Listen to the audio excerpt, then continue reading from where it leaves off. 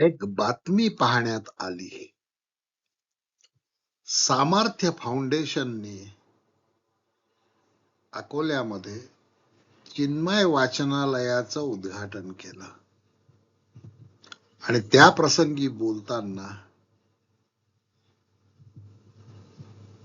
Doctor देव यांनी विचारांची समृद्धी वाढीसाठी वाचन संस्कृती जोपासणं गरजेचं आहे असं प्रतिपादन केलं.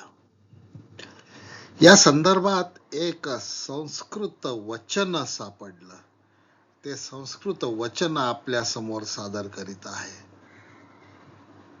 पुस्तकेषु प्रणता शिरा जीवन पर्यंतम उन्नता एव तिष्ठती. आता प्रणता हा शब्द आहे, धातू आहे, तो क्रिया आहे ती.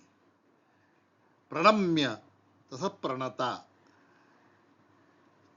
झुकलेलं शीर, झुकलेलं मस्तक. पुस्तक वाचताना माणसाला आपलं मस्तक झुकवावं लागतं आणि वाचन तेव्हाच शक्य होतं जेव्हा मनुष्य झोकून देतो स्वतःला पुस्तकामध्ये. आता एकदा पुस्तक वाचनामध्ये झुकवलेलं मस्तक, डोकं,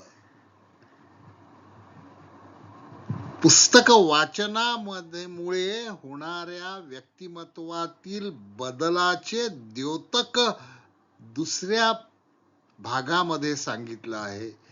जीवन पर्यंतम शिरः उन्नता एव तिष्ठती. जो वाचतो त्यानंतर त्याच्यावर मनन करतो, चिंतन करतो, विचार करतो, त्याचं शिर, त्याचं मस्तक हे आयुष्यामध्ये नेहमी ताठ राहतं. Heads board in books remain rest through out the life.